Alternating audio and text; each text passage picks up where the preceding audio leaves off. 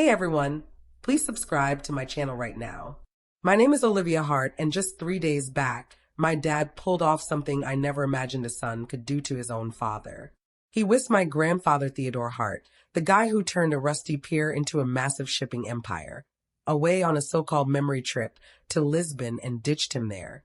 No wallet, no phone, no passport, nothing but the Atlantic breeze and a hollow promise. At the gate, Dad murmured, "You've had plenty, old-timer." Dad figured he'd return home, swap the locks on Grandpa's Bellevue estate, and dive into counting the cash, Grandpa's cash. But as Dad shoved open the front door, there stood Grandpa, bone-dry and grinning, his cane rapping once on the marble floor. "Well, you're home," Grandpa remarked. "I've got a surprise waiting." That surprise? It would shatter my father's scheme, lay bare the decay in our family, and push me to pick which branch of blood to rescue. I figured I knew my choice. I was wrong. Dad, Richard Hart, oozed smooth efficiency at SeaTac, the type who could sweet-talk a gate agent into tweaking the forecast. "One final jaunt before we revamp your office. Pop," he said, patting Grandpa's shoulder. "You'll adore Lisbon. The tiles, the sardines," he shot me a wink. "We'll snag some recipes." That wink didn't sit right. I hadn't trusted many of Dad's winks since Mom passed. On our layover at JFK, Grandpa dozed with his hat shading his eyes while I messaged Maya, my closest friend and a junior lawyer at Lytton and Ames. If Dad shifts Grandpa's accounts while overseas, can a bank hold get reversed? She fired back a dismissive emoji and quit overthinking, Liv. Nobody swipes from a billionaire leaving a trail. In Lisbon, rain-slick cobblestones shimmered, and Grandpa spun tales of dragging ropes at 14, of chess games with dockhands who schooled him in patience using a bottle cap and chalk. Dad chuckled right on cue. He poured wine. He stepped up to manage the passports at hotel check-in so they wouldn't vanish. On day 3, near Belém Tower, Dad declared a side trip. "Pop could use a rest. Let's part ways, Olivia. Pick up some pasties. I'll escort Pop back to the hotel." I paused. Grandpa gripped my hand. "Head out, kiddo. Make it 3. When I got back, the concierge's grin was strained. "No, Mr. Hart. No, Grandpa. Room keys disabled. Passports already checked out." My chest went cold. I dialed Dad over and over. Straight to voicemail. I dropped onto a stone step and tracked my breaths. 10 in, 10 out. Then I did what my family labeled meddling, but Grandpa secretly dubbed backbone. I acted. Police report. U.S. consulate. 30 hours of phone marathons and harsh lights. In a cramped interview room, a consular officer named Patricia posed the question I dodged. "Has your father ever attempted to seize your grandfather's assets?" I parted my lips to refute it and met only quiet. When the emergency passport was set for Grandpa Theodore Hart, Patricia nudged a second envelope my way. "He wanted you to have this on arrival." A note in Grandpa's bold handwriting. "Olive Branch. Olive. Stick to the list. Stay steady. Catch him off guard at home." I gaped at the final line. "Call Maya. Have her unlock the folder called Blue Harbor." Blue Harbor. Maya echoed over speaker as I hurried through Lisbon's dawn bustle. "Your grandfather dropped me an encrypted file 2 months ago under that name. Figured it was lawsuit setup. Didn't peek. Unlock it." My voice trembled. Key clicks. A quiet sigh. "Liv, holy hell. What a blow." She hushed her tone. "Your grandfather foresaw a deed of gift grab. He taped sessions with Greg Sloan, that notary Dad taps for sneaky estate tweaks. He logged Dad's gambling debts, spreadsheet included. Emails to 3 realtors seeking Bellevue valuations. Date 6 weeks back." My pulse thumped in my ears. He knew. He suspected. Maya added and built a tripwire. If your dad hauled him over borders sans phone or wallet, I was to ring Oza Haynes at the Western District of Washington. Memo attached. Elder financial abuse. Transport with fraud intent. Interstate and international angles. Why me? Why not trigger it solo? Because he needed you on record picking the path. Choice. The word sliced. At the consulate, Patricia grinned like a partner in crime. "Your grandfather's ride is ready. Driver knows the address. He's here." She nodded. "He'll land exactly where required. On the flight back, I pored over Blue Harbor completely. Grandpa's diary, short, sharp notes. Ours charm hides rot. Love craves quick paths. Despises work steady honor. He'd snagged Dad on audio, nudging a medical form sign-off on a laptop at Starbucks. Same spot where Blue Harbor flagged Sloan, notarizing the deed for $300 cash. Off-site, no ID snapped. Mid-Atlantic, Grandpa texted from a line labeled Pearl. Land, switch vehicles, slip in via garden. He'll hit the front first. Leave door unlatched. Recording live. I replied, what's the surprise? Dots danced. Then, justice, that's mercy too, the toughest sort. I grabbed 20 minutes sleep and dreamed of locks snapping, chess pieces gliding over marble, my father's face as the king fell. Seattle rain met me at the curb, crisp and cool. At the mansion, camellias lined the brick path, still blooming pink plates bobbing like busybodies. Inside, Grandpa waited in his navy cardigan, vibrant like I hadn't witnessed in ages. His eyes, pale as sea glass, sparkled. Olive. He pulled me into a fierce hug, then steadied on his cane. Did Patricia pass the note and the calm directive? I forced a grin. That was your old line when I'd storm and fired up. He laughed. Fired up works sometimes. Today we temper it. We had 20 minutes. Security footage was already capturing. Maya's team dispatched a tech to stream all doorbells, inside cams, and mics to a safe cloud.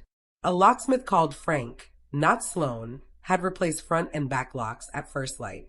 At 10:12 a.m., a silver BMW eased into the drive. Dad emerged in a spotless charcoal coat. Aunt Claire, his sister, ever polished, ever buzzing with borrowed spite, emerged from the passenger side. My throat clenched. So it wasn't just theft. It was a clan plot. Keys scratched the front lock. Once, twice, fiercer. A curse. Steps to the back. New deadbolt held firm. Quiet. Doorbell. I signaled Grandpa. He swung the door wide. Dad stared, stunned. The grandfather he'd stranded, dry and beaming. The granddaughter he deemed too soft to decide. What? How? Well, you're home, Grandpa said. I've got a surprise for you. Dad slipped into concern like a tie. We got ill, pop food poisoning. We thought you'd had plenty, I said. Steady voice. Steady voice. Use misunderstanding, and I'll override it with facts. Aunt Claire raised her chin. You don't talk to your father that way. Grandpa's cane struck marble. My house, Claire. My rules. I raised my phone so the little red record light snagged the foyer glow. Washington's two-party consent state. I'm notifying you both. This is being recorded. Dad's mouth tightened. You can't bar a legal owner from his place. On that, I said, and gestured to the console table where papers stacked neatly under a silver tugboat paperweight. Motion to void deed of gift for fraud and undue sway. Filed today. And here, I held up another page, are copies of your emails to Sable Realty and Nordland Homes requesting market scans on this property before the so-called gift. Aunt Claire's polished poise splintered. Richard. Dad silenced her with a glare. Grandpa's tone warmed, nearly tender. Richard. When did you start resenting how I built it all? First time I said no. Dad's jaw locked, eyes blazed. You never saw me. You saw toil, markets, ships. You saw a stand-in for yourself. His voice climbed. I took you to Lisbon to recall who you were, and you punished me. Lisbon, I echoed, where you grabbed his passport and bailed. He shrugged a petty twitch. He got home. Grandpa nodded. I did. And since I did, you get the mercy slice. Dad actually chuckled. Then 3 vehicles rolled up behind the BMW. 1 sedan, 1 SUV, 1 black Suburban screaming prosecutors, rain or not. The foyer dwarfed its air. Assistant U.S. Attorney Haynes was sharper and younger than pictured. She flashed ID, named the King County detective with her, then courteously, almost softly, asked Dad and Aunt Claire to stay put in the foyer while she delivered papers. Mr. Hart, Haynes told Grandpa, per your lawyer's ask and our initial scan of Blue Harbor recordings, we're here to secure evidence. No cuffs today. We'll gather statements. We'll grab the Sloan notary docs. She eyed Dad. And we'll brief everyone on risks. Risks. Aunt Claire echoed like an alien coin. Elder financial exploitation, attempted fraud, international abandonment with fraud intent. Haynes's pitch stayed level, minimum. Dad switched to his litigator suit. No proof. Grandpa tapped Kane on marble. Open the study, he directed me. Inside, on the desk, a hard drive marked Harbor Cut. Haynes's tech hooked it to a laptop. Video sparked, Starbucks buzz, steamed milk whoosh, Dad's voice, medical update, routine form. Sign here, pop. Then Sloan, doling cash, grumbling on off-site ease. Aunt Claire paled visibly. Haynes didn't gloat, just nodded. Timestamped, logged. We'll need Sable and Nordland emails too. Printed. Maya called from the door, hair frizzing damp from rain. She strode over, placed a second stack on the desk labeled exhibits, a through F. Dad gawked at me like I'd sprouted fins. You called in the feds? Grandpa did, I said. I chose to see it through. He scoffed. Naturally. Always his mini-sheriff. Something in my chest ached to break. Steady voice. Steady voice. I'm your daughter, and you ditched your father to vanish. Don't mix justice love with betrayal. Haynes shut the laptop. We'll wrap evidence gathering. Then leave you to civil matters, Mr. Hart. To Grandpa, your lawyer requested I hand-deliver these docs, personally. Grandpa cradled an envelope like a fisher weighing a haul, then slid it across to Dad. Dad tore it open. Read. Blinked. Read again. That's an irrevocable charitable trust, Grandpa murmured gently. Bellevue Mansion, Island Cabin, Marina Share. All real estate shifted to Hart Foundation for Maritime Scholarships. I keep life estate as grantor. At my passing, Olivia takes trustee role.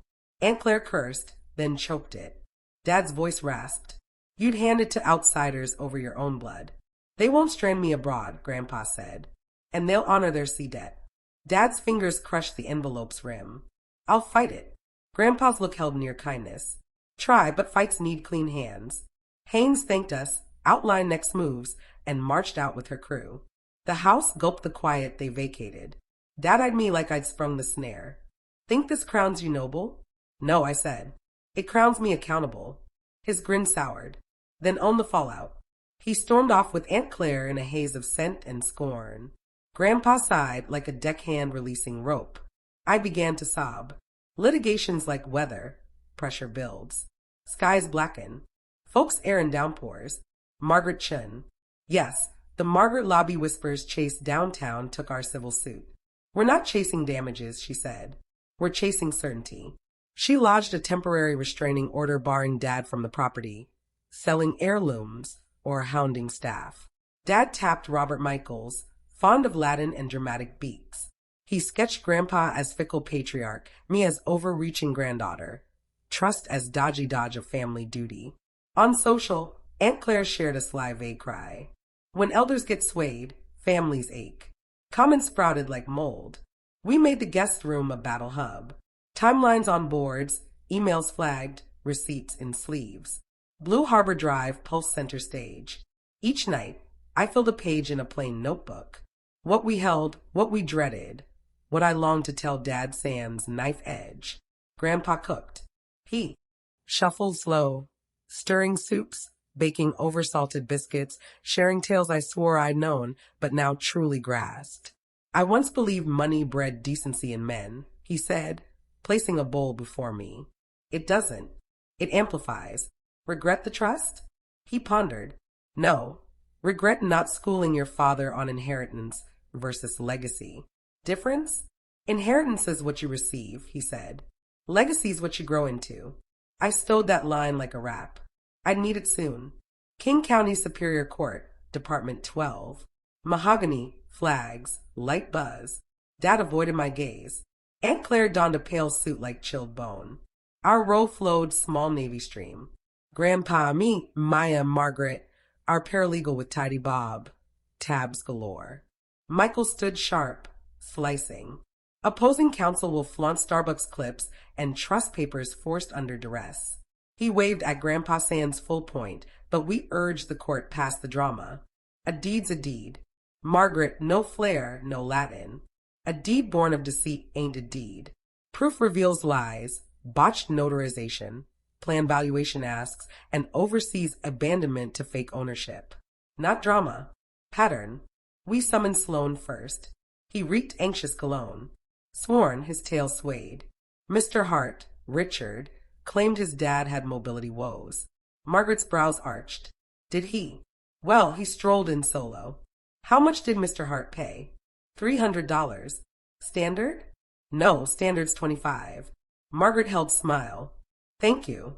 Michael's grilled into haze, but Starbucks hiss and cash tally told all. Then my turn, palms on wood, oath heavy. Margaret guided through Lisbon. Concierge's stiff smile. Patricia's crisp files. She queried Blue Harbor's feel on opening. I skipped betrayal cloaked in love. Said clarity. Michael's tried tying me to dad hate. You dislike him. I love him, I said, watching him wince. That's why it stings. Yet you roped in feds. I followed grandfather's orders. Filed report on believed crime. Steady voice. Steady voice. Dad testified. Michael softened. Mr. Hart, why Lisbon? Dad boomed. He loves the sea. Wanted to gift memories and deed, his notion. To lock my future. Margaret advanced like rising tide. Mr. Hart, which first? Realtor valuation emails or claimed gift? He faltered. Don't recall. Exhibit D. Your Sable Realty request, March 3rd. Gift deed dated March 26th. Right? He fixed on page. Yes. And you told notary dad had mobility issues. Misunderstanding. She passed transcript over rail. In Lisbon, who held your father's passports? Lips thinned. I did. Leaving hotel, where were they? On me. On you. Margaret echoed soft as Undertaker's bloom. No more questions. I awaited anger tasting triumph. It didn't. Judge Honorable Patricia Morrison leaned in. I'll decide the deed. On trust, sans incapacity or sway proof, she glanced my way. Court views valid charitable tool. Filial duty chats fit dinners, not equity. Michaels objected. Fizzled. Judge Morrison's deed call, brief, crushing. Deed void for fraud, undue sway. Possession stays Theodore Hart. Defendant barred from premises sans invite.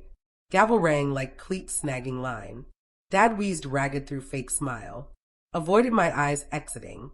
I thought surprise was trust, sleek checkmate saving board.